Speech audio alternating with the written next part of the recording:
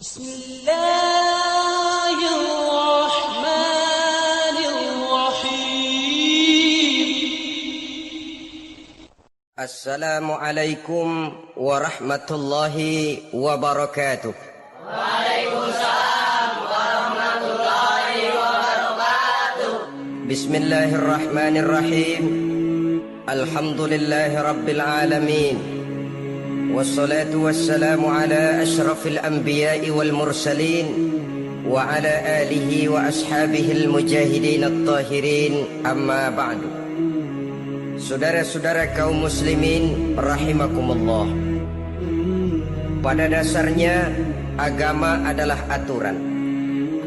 Orang yang beragama adalah orang yang hidup memakai aturan. Berbeda dengan undang-undang hukum pada umumnya, maka aturan agama ini tidak hanya berisi perintah dan larangan. Ia di samping berisi perintah juga berisi anjuran, pembolehan, pencelaan, dan larangan. Dalam bahasa yang lebih dikenal, perintah adalah sesuatu yang apabila dilaksanakan beroleh pahala, sedang apabila ditinggalkan mendapat sanksi dosa. Amalan semacam ini dinamakan amalan yang wajib. Sedangkan anjuran, sesuatu yang apabila kita kerjakan beroleh pahala, apabila kita tinggalkan tidak beroleh dosa. Amalan semacam ini dikenal dengan amalan sunnah. Pembolehan adalah sesuatu yang boleh saja, artinya boleh dikerjakan, boleh pula ditinggalkan, dan amalan semacam ini kita sebut dengan amalan mubah. Pencelaan adalah sesuatu yang berpahala jika ditinggalkan, tapi tidak berdosa manakala dikerjakan, dan ini dinamakan perbuatan yang makruh.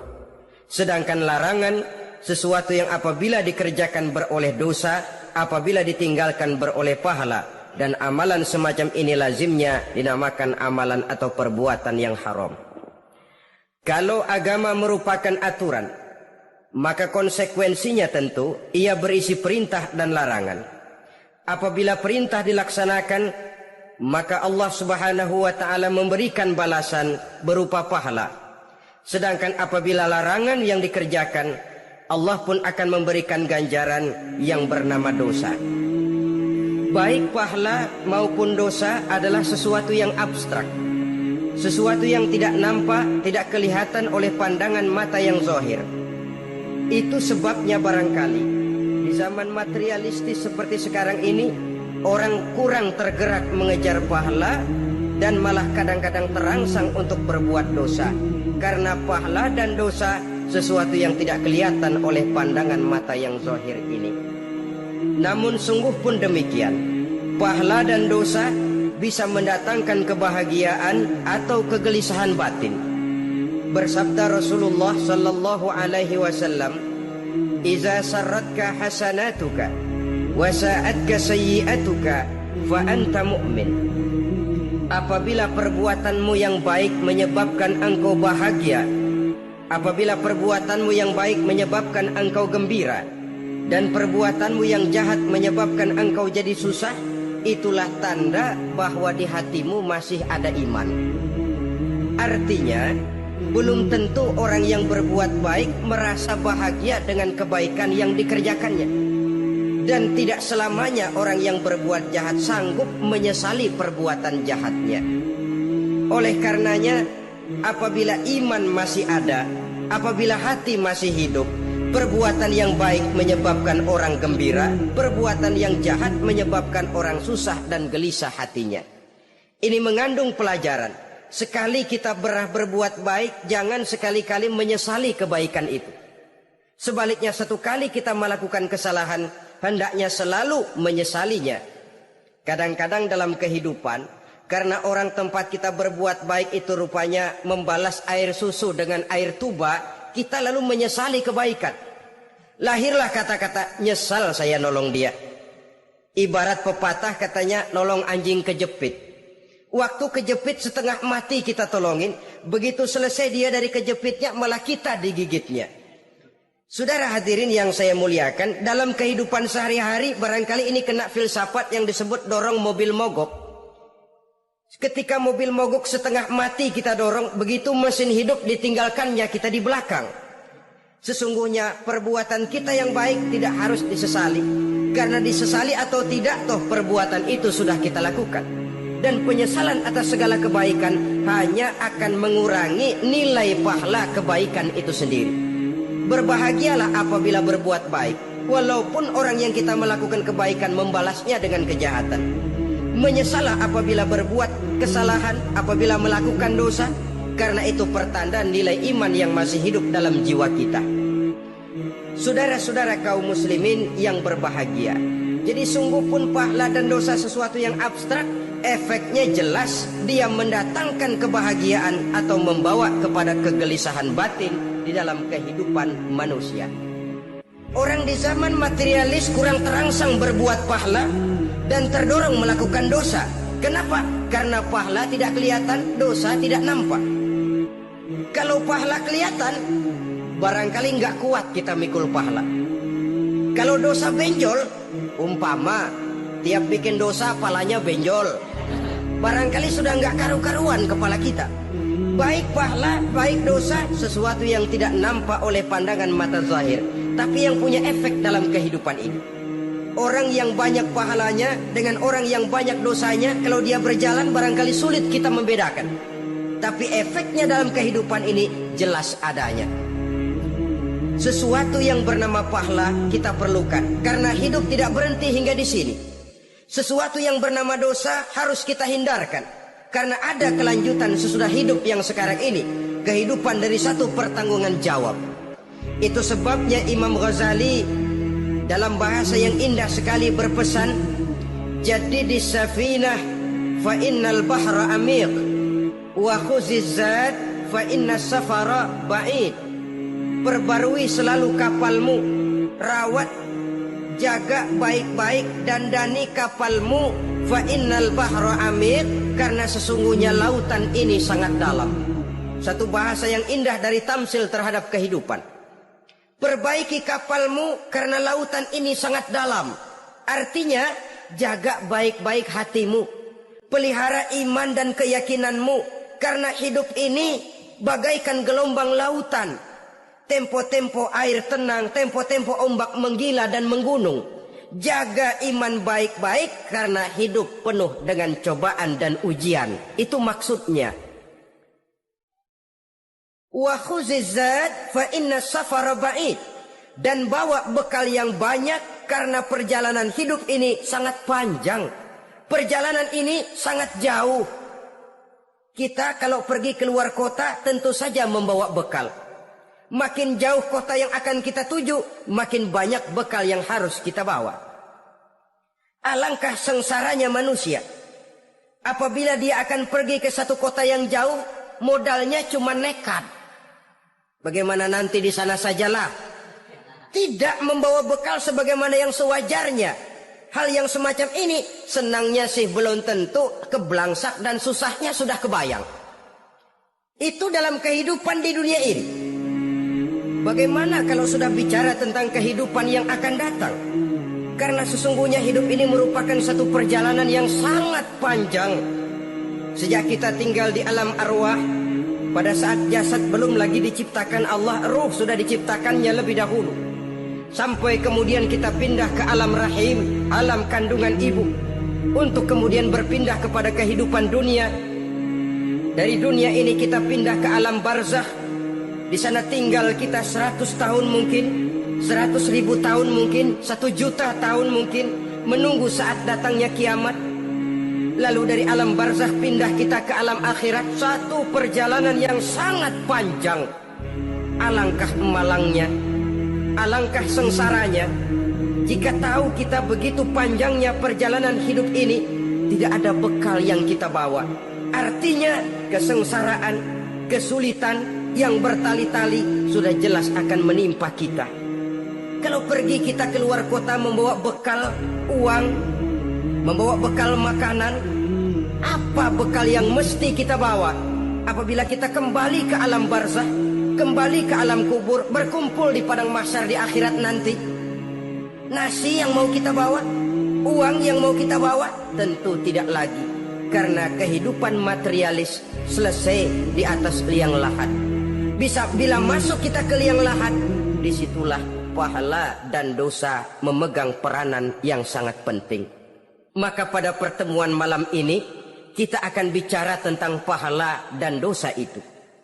Saudara-saudara kaum muslimin rahimakumullah, yang dinamakan pahala, kata Imam Ali Al-Jurjani dalam kitab At-Ta'rifatnya, ma yastahiqqu bihi rahmatu wal maghfiratu minallahi ta'ala, sesuatu yang pelaksananya berhak untuk mendapat rahmah dan ampunan dari Allah.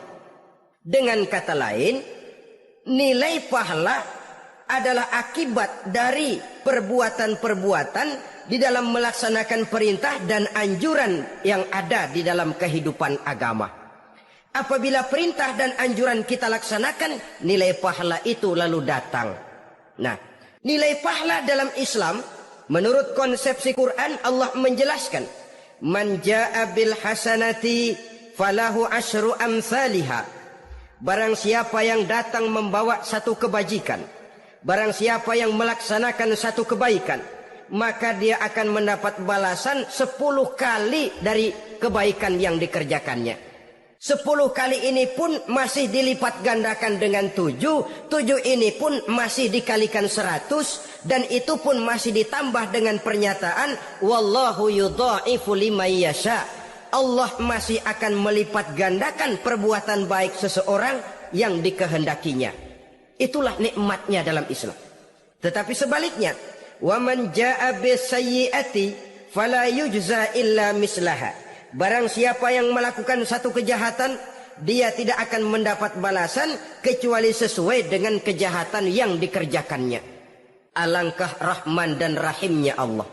Orang yang berbuat baik dibalas 10, dikali 7, dikali 100, masih dilipat gandakan pula. Tapi orang yang berbuat jahat tidak akan mendapat balasan kecuali sesuai dengan kejahatan yang dikerjakannya. Ini kan beda dengan sifat kita manusia.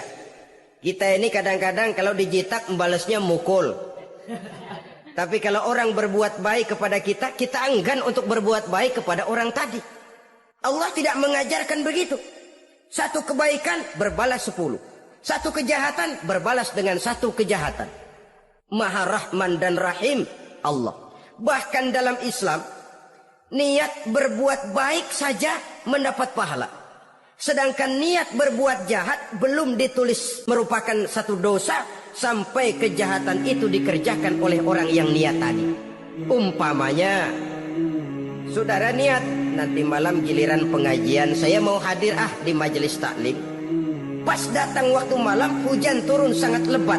Saudara berhalangan datang ke majelis taklim, saudara sudah mendapat pahala niat. Tapi saudara niat, nanti malam kalau turun hujan, saya mau bongkar rumahnya si fulan, saya mau curi seluruh harta bendanya. Ternyata malam saudara tidak mengerjakan perbuatan itu belum ditulis dosa sampai perbuatan itu benar-benar dikerjakan. Tapi lalu jangan macam-macam, kalau begitu niat aja yang baik biar nggak usah dikerjain. Niat aja pengen ngaji walaupun tidak ada niatan untuk ngaji. Allah lebih tahu tentang apa yang terdetik di dalam hati sanubari kita. Itulah sebabnya sangat dianjurkan orang untuk melakukan segala macam kebajikan, dan dianjurkan orang menjauhkan segala macam bentuk kejahatan, karena dia akan berefek melahirkan dosa dan pahala. Dosa dan pahala itulah alat untuk memperoleh kebahagiaan di alam kubur, di padang mahsyar, sampai di akhirat nanti. Di dunia ini mungkin segalanya bisa kita beli dengan yang namanya uang. Keamanan kita bisa menyewa petugas untuk menjaga rumah kita. Kendaraan yang mewah bisa kita beli. Udara yang sejuk bisa kita ciptakan. Siapa banyak uang dia raja. Mungkin itu di dunia. Tapi bisa apa uang kalau kita sudah masuk ke alam kubur? Bisakah munkar nakir kita sogok? Udah karkir jangan nanya nih cepet. Bisakah malaikat azab menyingkir dengan uang semir? Ternyata tidak. Untuk memperoleh kebahagiaan di sana, nilai pahala. Kesengsaraan akan kita dapat kalau kita banyak menumpuk dosa. Oleh karena itu jangan beranggapan pahala nggak kelihatan, dosa juga nggak kelihatan, biarin saja. Yang tidak kelihatan ini pada waktunya akan memegang peranan yang sangat penting. Tapi tidak cuma untuk menghadapi hidup di situ, kita lalu harus berbuat baik dan meninggalkan yang jahat. Terutama juga di dunia ini. Toh pepatah bilang gajah mati meninggalkan gading, harimau mati meninggalkan belang. Apa yang akan kita tinggalkan setelah kita mati? Kita ingin jasad kita boleh hancur terkubur tanah, tapi nama kita ingin hidup terus, dikenang orang 100, 1000, bahkan 1.000.000 tahun yang akan datang. Ditulis orang dengan tinta emas dalam sejarah, tercatat kita sebagai orang baik-baik. Saudara-saudara kaum muslimin rahimakumullah. Lalu perbuatan apa yang bisa mendatangkan pahala itu? Saudara-saudara, semua perbuatan yang diperintah dan dianjurkan oleh Allah, yang dikerjakan dengan ikhlas hanya untuk mencapai ridho Allah, mendatangkan pahala. Kadang-kadang menurut pendapat kita remeh, tapi nilainya di sisi Allah besar. Itu pahala. Menghitung pahala itu hak prerogatif Allah. Perbuatan yang ringan Allah mau berikan ganjaran yang besar, itu urusan Allah. Misalnya, kata Nabi, la tahkiranna minal ma'rufi syai'an. Jangan kamu menganggap remeh perbuatan baik walaupun kecil. Jangan merasa sulit melakukan perbuatan yang mengandung pahala. Bertemu dengan teman, muka kita cerah, berpahala. Menyingkirkan duri di jalanan, berpahala. Menolong orang yang sesat, memberitahu orang yang bertanya, berpahala. Tidak sulit kalau kita mau. Yang diperintah dan dianjurkan oleh agama, itu perbuatan yang mengandung nilai-nilai pahala. Masalahnya cuma tinggal mau atau tidak, dan dikerjakan dengan ikhlas. Bertemu teman, mukanya cerah, pahala. Menyingkirkan duri di jalanan, pahala. Sedekah, pahala. Tidak berupa perbuatan, bisa berupa ucapan. Misalnya bersolawat, pahala. Bertasbih dan bertahmid, pahala. Kata Nabi, kalimatani khafifatani 'alal lisan, saqilatani fil mizan. Ada 2 kalimat yang enteng di lidah tapi berat di timbangan akhirat nanti. Apa itu? Subhanallah walhamdulillah. Itu kan amalan yang ringan, perbuatan yang mudah saja, tapi nilainya demikian besar dalam pandangan Allah. Jadi pendeknya, perbuatan yang bernilai pahala adalah perintah dan anjuran agama yang dilaksanakan dengan ikhlas semata-mata untuk mencapai ridho Allah, itu mengandung pahala. Niat dasarnya itu harus karena Allah, landasannya harus karena ikhlas. Bukan cuma sekedar basa-basi, tidak karena ingin dipuji orang, tidak karena mengharap tanda jasa, tapi ikhlas semata-mata. Dari perbuatan yang paling kecil dan mudah sekali sampai kepada amalan-amalan yang besar dan memerlukan biaya yang besar, seperti melaksanakan ibadah haji, seperti jihad fi sabilillah, membangun masjid, membangun pondok-pondok pesantren, membangun pusat-pusat kesehatan, membangun jalan-jalan umum, termasuk menjaga keamanan. Jangan dikira loh, siskamling umpamanya, menjaga keamanan kampung tidak berpahala. Kalau diniatkan ibadah, menjaga ketenangan warga supaya mereka tekun ibadah, ikhlas karena Allah, itu juga bernilai ibadah. Keluar kita dari rumah, pergi pagi, pulang sore, peras keringat, banting tulang cari nafkah, buat menghidupi anak istri kita. Kalau diniatkan ibadah, melaksanakan kewajiban sebagai kepala rumah tangga, membantu orang tua sebagai anak, itu juga perbuatan-perbuatan yang mengandung pahala. Yang terbaik sesuai dengan bidang kehidupan kita. Ada orang yang dinamakan abid, ahli ibadah, pahala yang paling baik bagi dia banyak-banyak tahajud, sembahyang malam, wirid, zikir, tasbih. Ada yang dinamakan orang alim, pahala yang paling baik buat orang macam ini mengajar, menyebarkan ilmu, mendakwahkan Islam. Ada yang disebut wali, pejabat pemerintah, petugas. Amalan pahala yang paling baik buat orang semacam ini melayani masyarakat, bekerja di bidangnya sesuai dengan profesinya. Saudara hadirin yang saya hormati, jadi dengan demikian perbuatan-perbuatan yang mengandung nilai-nilai pahala ini bisa perbuatan yang menurut kita kecil namun punya nilai besar, apalagi perbuatan besar dengan biaya yang besar, tentu makin besar juga pahala yang disediakan oleh Allah Subhanahu wa taala. Oleh karenanya, kalau kita bercermin dari ayat Quran, hidup ini kesempatan untuk berbuat baik. Huwallazi khalaqal mauta wal hayata liyabluwakum ayyukum ahsanu amala.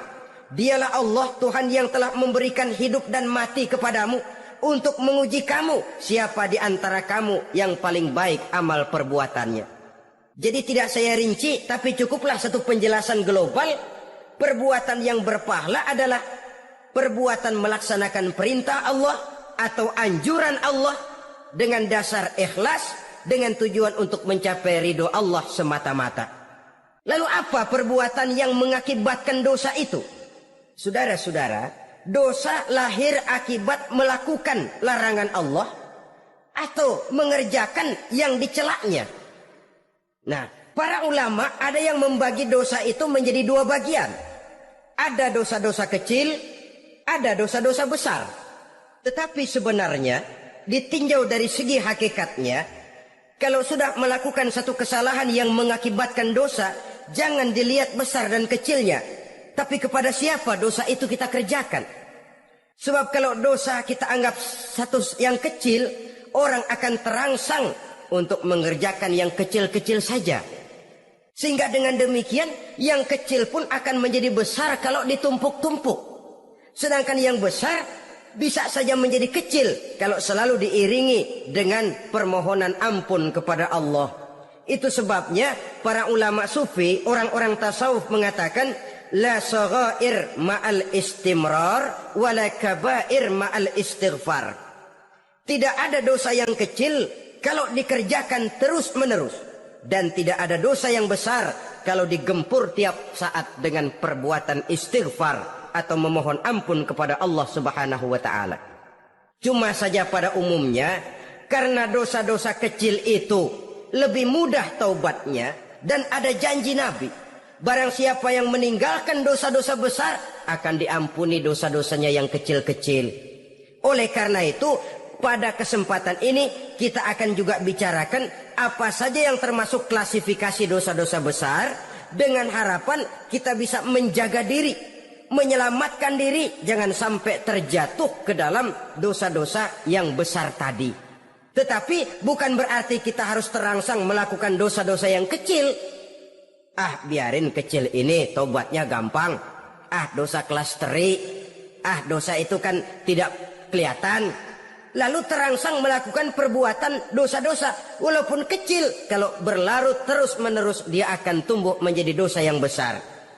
Oleh karenanya, jangan sampai mengundang pengertian kalau kita membicarakan dosa-dosa yang besar lalu terangsang melakukan dosa-dosa yang kecil. Karena bagaimanapun juga dosa kecil dan dosa besar sama dalam arti kepada Allah kita melakukan kesalahan. Dan dosa yang kecil pun kalau bertumpuk, dia akan menjadi banyak. Saudara-saudara kaum muslimin rahimakumullah, ada beberapa jenis dosa-dosa besar. Jenis yang pertama, asyirku billah, syirik atau menyekutukan Allah. Dari sekian deretan dosa-dosa besar, syirik ini merupakan bapak moyangnya dosa. Dedengkotnya dosa itu syirik, menyekutukan Allah. Bahkan dosa yang lain Allah masih mau mengampuni. Tapi kalau sudah syirik, menyekutukan Allah, itu sudah satu dosa yang tidak berampun sama sekali. Oleh karena itu tepat pesan Imam Ghazali tadi. Jadi di safinah fa innal bahra amik. Jaga iman, pelihara akidah, dandani kapal. Karena hidup ini gelombang lautan sangat dalam, hidup banyak cobaan. Di dalam hidup di zaman sekarang ini, saudara bisa perhatikan, di mana tensi ekonomi tinggi, lapangan kerja sulit, persaingan hidup makin tajam, sifat egois dan individualis tumbuh di mana-mana. Rasa solidaritas sosial menurun, sifat gotong royong musnah. Orang mudah potong kompas, potong jalan. Ingin cepat kaya, ingin cepat naik pangkat, ingin dapat kedudukan. Kadang-kadang akidah pun terjual akidah pun musnah, jatuh ke jurang syirik pun tidak jadi soal. Itu yang kita khawatirkan. Kalau dosa-dosa yang lain Allah masih mau mengampuni, tapi kalau sudah jatuh kepada syirik, Allah sama sekali tidak akan memberikan ampun. Dalam kaitan dengan ini barangkali tepat sinyalemen Imam Ali itu. Andai kata kemiskinan merupakan satu kepribadian, saya akan membunuhnya lebih dahulu. Artinya memang kemiskinan ini sering mendorong orang kepada jurang kemusyrikan. Tidak tahan menghadapi godaan perut akibat tensi ekonomi yang tinggi, lapangan kerja yang sulit. Iman pun jadilah ditukar dengan 3 liter beras. Akidah pun jadilah dibarter dengan 3 bungkus supermi, dengan pakaian bekas, dengan obat-obatan.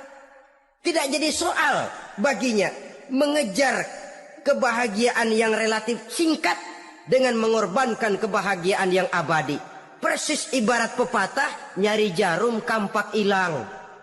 Mencari sesuatu yang kecil, yang besar jadi sia-sia.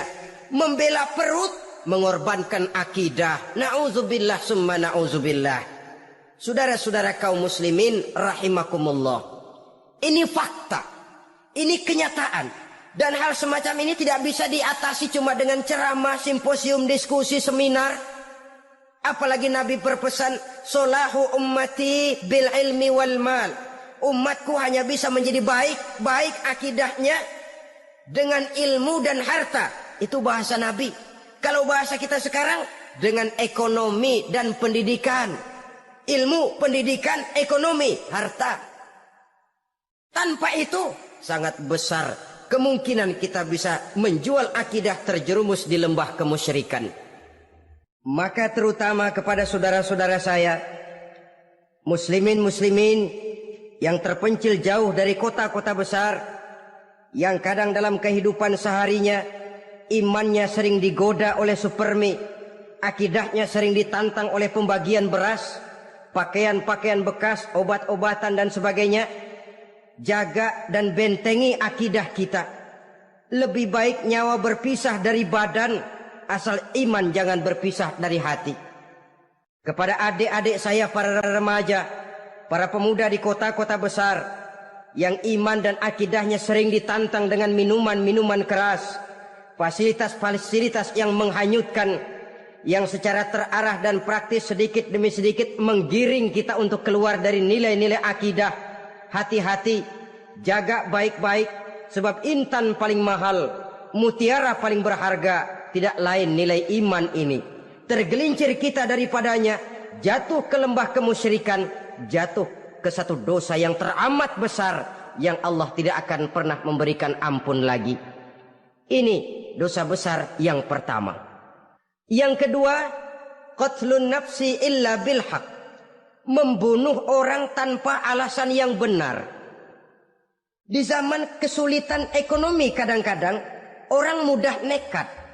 Tengok saja, kadang-kadang karena pasal uang 100-200 perak saja nyawa bisa melayang. Kadang-kadang karena urusan yang remeh, salah omong, salah ambil, salah ucap, salah pegang, nyawa bisa jadi melayang. Alangkah murahnya nyawa, seakan-akan kita yang punya. Padahal nyawa itu hak milik Allah. Tidak pantas kita merampasnya, tidak pantas kita menghilangkannya dari jasad seseorang. Oleh karenanya, membunuh orang merupakan satu dosa yang sangat besar. Jangankan kepada orang yang seakidah, orang yang lain akidah saja pun, kalau dia hidup berdamai, rukun, berdampingan, kita harus melindungi. Apatah lagi teman seakidah sendiri. Saudara-saudara kaum muslimin rahimakumullah.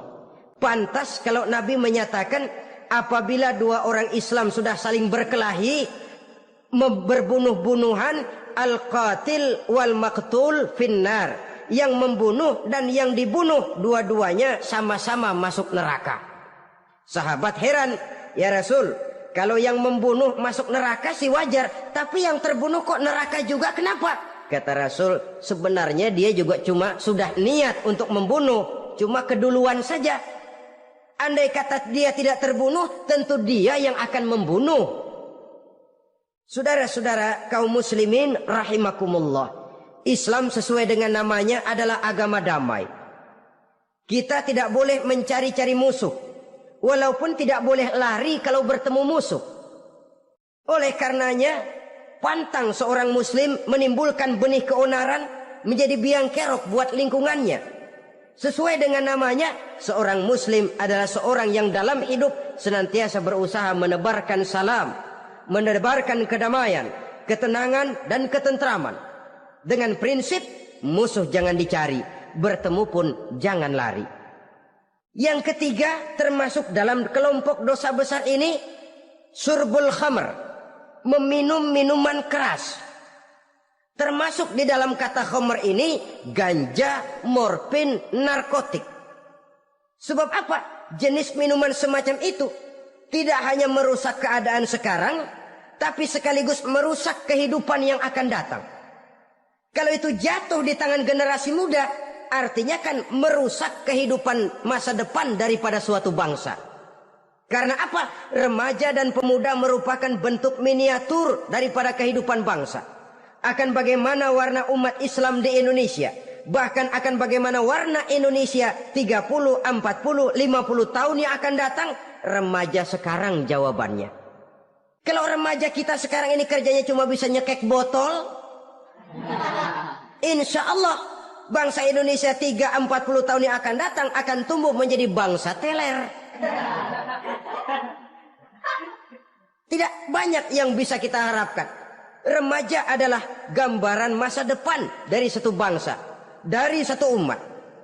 Dan remaja itu di dalam dirinya secara fitrah terkumpul semua bakat, terdapat semua kemungkinan. Kita ini lahir membawa sifat pemimpin, tapi juga membawa sifat pengacau. Kita ini ada bakat jadi orang jujur, ada bakat jadi pengkhianat. Kita ini ada bakat menjadi orang baik-baik, kita juga punya bakat jadi biang kerok. Kita kemungkinan bisa jadi pemimpin bangsa, tapi juga bisa menjadi pemimpin bangsat. Nanti lingkungan dan pendidikan akan menumbuhkan, membentuk mana yang tumbuh lebih subur. Kalau lingkungan dan pendidikannya lebih banyak bercerita tentang kejujuran, maka nilai kejujuran yang akan tumbuh lebih banyak dalam jiwanya. Dan insya Allah diharapkan dia akan menjadi manusia yang jujur di kelak kemudian hari nanti. Dan masalah minuman keras ini sebenarnya berkait. Kita tidak bisa cuma menyalahkan remaja saja, menyalahkan pemuda saja. Karena bagaimanapun masalahnya kompleks. Menghancurkan sesuatu tanpa melihat kausalnya, tanpa melihat sebab akibatnya kan sama juga bohong. Kemungkinan karena broken home, kemungkinan karena pergaulan, kemungkinan karena kurang perhatian orang tua, kemungkinan karena akibat bacaan, tontonan, atau fasilitas berupa dibukanya pabrik-pabrik minuman keras, dijualnya minuman-minuman keras, di warung-warung yang remang-remang, yang memberikan kenikmatan, kebahagiaan dan kebanggaan tersendiri, sehingga akhirnya orang terangsang untuk datang dan minum di sana. Pada dasarnya memang sepele, cuman minum nggak ngerugiin orang lain kan? Iya, pada waktu minum. Tapi dikala sudah mabuk, out of control, apapun bisa kita lakukan. Yang kita ucapkan kita tidak sadari lagi, yang kita kerjakan tidak kita sadari lagi. Dikala itu segala macam kejahatan bukan sesuatu yang tidak mungkin untuk kita laksanakan. Nggak ngerugiin orang lain, memang pada saat mau minum. Tapi begitu minum, mabuk, kita bisa merugikan orang lain. Setidaknya merugikan diri sendiri. Pertumbuhan IQ menjadi lemah, semangat kehidupan hilang, gairah kerja menurun, kalau tidak ada sama sekali. Lalu apa yang bisa kita lakukan di dalam kehidupan? Dan akan lebih celaka kalau ini menimpa kehidupan generasi muda kita. Kadang-kadang yang ironi ya, kalau yang orang tuanya mampu barangkali masih tertolong, tapi yang orang tuanya kondisi ekonomi lemah masih kepengen teler juga. Orang tuanya nggak mampu masih pengen mabuk. Dari ganja, morfin nggak dapat, akhirnya kaleng cet diisepin. Yang penting kan bisa teler, mendatangkan satu kebahagiaan tersendiri. Itu sebabnya memang satu kejahatan menurut teori polisi ya hanya bisa terjadi karena faktor N dan K, niat dan kesempatan. Niat ada, kesempatan ada, jadi orang jahat. Kurang salah satunya, biasanya kejahatan terbendung. Niat ada, kesempatan tidak ada, sulit berbuat jahat. Kesempatan ada, niat tidak ada, tidak mungkin orang jahat. Tapi yang paling dominan sebenarnya niat. Kalau niat sudah kuat, kesempatan bisa dicari. Kesempatan bisa diciptakan. Biar Hansip nongkrong, ditungguin lengahnya. Ya biarin, jam 11 sampai jam 2, matanya melotot, jam 3 dia mulai ngulet, ngempet. Nah, di saat itu saya masuk ke rumahnya. Kalau niat kuat, kesempatan bisa diciptakan. Dan kalau sudah niat, ini masalah hati. Kalau sudah masalah hati, menyangkut soal moral. Moral artinya sudah masuk kepada kehidupan agama. Saudara-saudara kaum muslimin rahimakumullah. Yang keempat yang termasuk jenis dosa besar, az-zina, perbuatan zina. Di zaman pergaulan bebas dengan prinsip free love, free sex ini, tengok sudah berapa banyak gadis-gadis bergelimpangan jadi korban. Berapa banyak bayi-bayi yang lahir ke dunia tanpa tahu kemana dia mesti memanggil bapak. Apakah deretan jumlah korban ini masih harus bertambah lagi? Paling tidak, biarlah yang sudah jadi korban, tapi jangan bertambah lagi hendaknya. Masing-masing kita berupaya menahan diri. Termasuk dalam kategori zina ini, yang merupakan cabang-cabangnya, liwat, homoseks, lesbian, masturbasi. Bahkan masturbasi itu termasuk jenis zina tangan. Dan itu juga merupakan satu dosa. Di samping dosa juga merusak diri. Karena bagaimanapun juga dia akan mengurangi kemampuan daya pikir seseorang. Maka agama memberikan jalan keluar. Pesan Nabi, ya ma'syara syabab, man istata'a minkumul ba'at falyatazawwaj. Hai para pemuda, kata Nabi, barang siapa di antara kamu yang sudah bisa ba'at, yang sudah mampu ba'at. Ba'at itu artinya memberikan nafkah, baik nafkah zahir maupun nafkah batin. Falyatazawwaj, maka hendaklah dia kawin. Jadi yang maksud ba'at ini ya nafkah zahir, ya nafkah batin. Kita kadang-kadang cuma bisa ngasih nafkah batin saja sudah merasa pokoknya kan saya sanggup untuk kawin. Lalu kawin tanpa kehilangan, dengan kehilangan pertimbangan. Saudara-saudara, wa illam yastati, adapun kalau dia belum mampu, fa alaihi bisyam, hendaknya dia banyak puasa. Fa innahu lahu wija, karena puasa itu akan merupakan benteng jangan sampai orang memperturutkan hawa nafsunya. Andai kata puasa belum hobi, banyaklah olahraga para pemuda, para remaja. Karena dengan olahraga, pemikiran untuk memperturutkan hawa nafsu agak sedikit terkendali dan energi tersalurkan dalam bentuk yang positif. Pendeknya kreatif, banyak kegiatan. Ini pesan Imam Syafi'i tepat itu. Kata beliau, inni ra'aitu wuqufal ma'i yufsiduh, in sala taba wa illam yajri lam yatib. Aku melihat air kalau diam rusak, tapi kalau dia mengalir jernih. Air kalau ngendap, nggak ngalir, nyamuk nyarang di situ, bisa jadi sumber penyakit. Manusia hidup begitu. Kalau nggak punya kegiatan, nggak kreatif, kerjanya cuma ndelohom, ayam-ayam, akhirnya jadi ngerusak. Ngomongin orang, si Ano ngapa? Ano.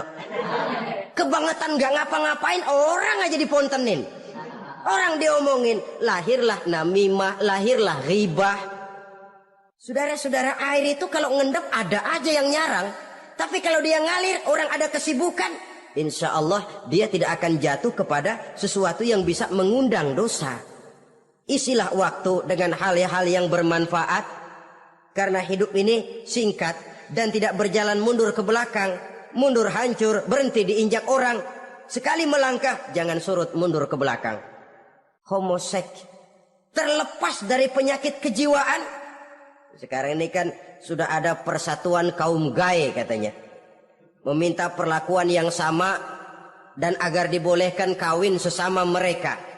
Secara manusiawi boleh, secara manusiawi kita hargai mereka, tapi dari kacamata agama ini jelas merupakan penyimpangan, dan penyimpangan merupakan suatu dosa terlepas dari pertimbangan manusiawi. Jangan karena terlalu memperturutkan suara manusiawi lalu kita mengesampingkan agama.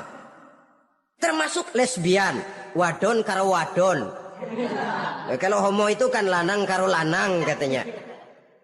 Saudara-saudara kaum muslimin rahimakumullah, ini bukan penyakit baru.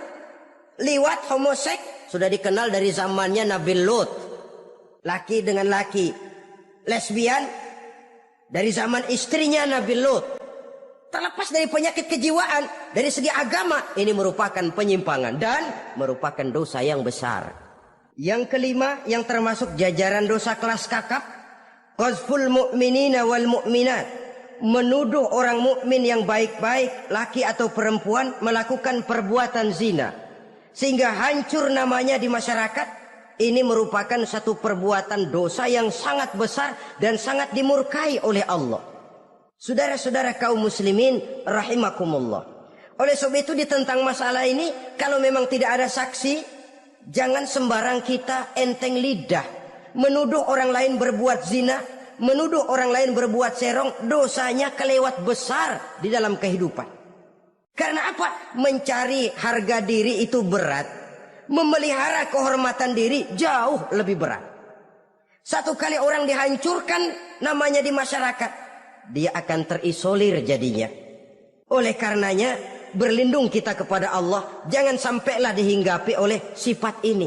Karena sentimen kita kepada seseorang, karena hasad kita kepada seseorang, tidak senang melihat orang lain lebih maju, lalu lidah ini seenaknya saja mengucapkan kata. Padahal sanksi dan resikonya sangat besar. Yang kita tuduh barangkali mendapat pahala dari Allah. Kita sendiri yang menuduh tanpa saksi, tanpa alasan yang benar, mendapat dosa yang sangat besar.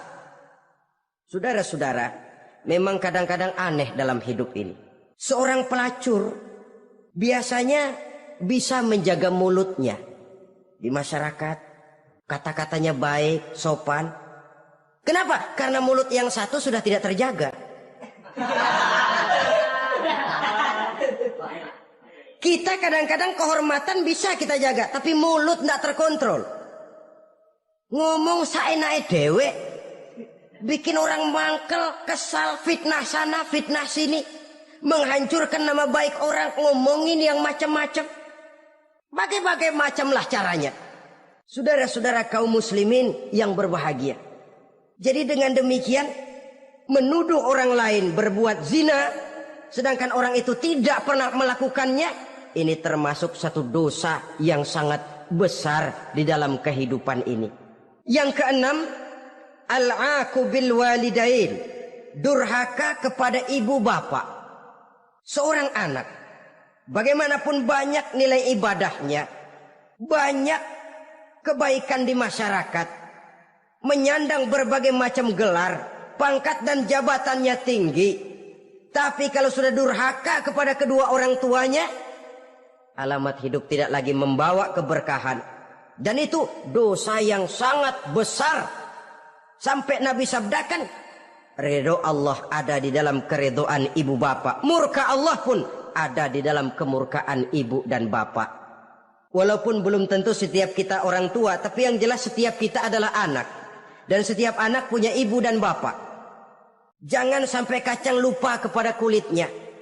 Saudara-saudara kaum muslimin rahimakumullah. Durhaka kepada ibu bapak merupakan perbuatan yang sangat dimurkai oleh Allah. Apalagi ibu yang telah melahirkan kita, bahkan mengandung kita. Begitu juga bapak yang telah berusaha peras keringat banting tulang untuk mengasuh membesarkan kita. Tidak ada perbuatan baik yang kita lakukan untuk bisa menebus kebaikan daripada ibu dan bapak kita. Setidaknya kalau belum bisa berbuat baik kepadanya, kepada keduanya, janganlah menyakiti hati keduanya. Itu saja dulu yang harus dijaga. Kadang-kadang sudah berbuat baik enggak, nyakitin melulu. Sudah nyenangin belum bisa, saban sehari nyakitin saja. Padahal kedua orang tua itu doanya manjur, sebagaimana sumpahnya juga bisa jadi kenyataan. Dan sering bahkan menjadi kenyataan. Sampai ibu bapak sudah wafat, sudah meninggal sekalipun, kewajiban berbakti masih harus terus dilakukan oleh seorang anak. Lalu yang ketujuh, at-tawalli yaumaz zahfi, berpaling pada hari pertempuran. Orang sedang sibuk-sibuk menghadapi musuh, maksudnya berjuang membela agama ini, dia lari menyelamatkan diri. Pengecut, mental munafik. Ayo, kalau demi agama, mari kita maju ke depan. Allahu Akbar. Yang besar Allah, yang lain kecil semua. Maju. Orang lain maju serentak, dia mundur jauh ke belakang. Mental munafik, mental calo istilah sekarang ini. Oh itu calo, mental calo. Tuhan gedek banget itu. Coba ya, calo itu paling sibuk nyuruh penumpang naik. Tapi sementara penumpang naik sampai ke tempat tujuan masing-masing, calonnya nggak kemana-mana, diem aja di situ. Cuma orang aja disuruh naik. Saudara-saudara, kerja bakti, orang turun ke comberan, dia naik ke tempat tidur. Mundur di hari pertempuran, menyebabkan orang lain gugur, dia sendiri menyelamatkan diri. Mental pengecut, mental munafik, itu merupakan dosa yang sangat besar. Saudara-saudara kaum muslimin rahimakumullah. Itu sebabnya agama itu memerlukan keberanian. Memang, tapi bukan keberanian yang tanpa perhitungan. Sebab berani tanpa berhitung namanya berani babi. Kita berani kalau benar, kita harus takut kalau salah. Jangan dibalik. Salah berani, nekat namanya. Benar takut, pengecut namanya. Orang yang pengecut adalah orang yang takut membela kebenaran. Orang yang nekat sesungguhnya udah salah nggak malu lagi. Udah salah nekat lagi.